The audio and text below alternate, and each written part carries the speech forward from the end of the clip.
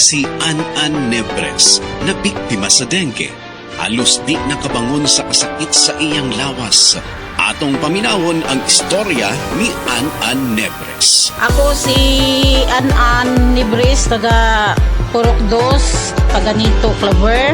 So ako, nagamit ako ining kuan, Paragis Bila-Bila, capsule o coffee. Kay ang finding nako adtong December 10 ning dengue. So daghan na kayo ako na inom na tambal, walay alibyo. Dayon dili ako makabangon, kasakit sa ako kalawasan. Basta nagkuan ako nga dili siguro ko magpa-admit na lang siguro ko.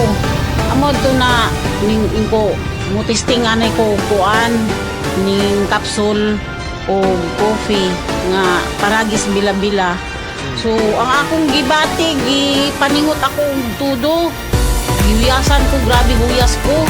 Tapos makatindog nako pagkaugma, duty jud ko. O ingon ana. Paragis Bila-Bila. O Paragis Bila-Bila capsule o kaning kuan coffee. Nawala ang tanang kasakit sa ako kalawasan, then naulian ako, then pagkaugman duty jud ko. Kay dili pwede man di ko makaduty sa na ako sa planta ng trabaho.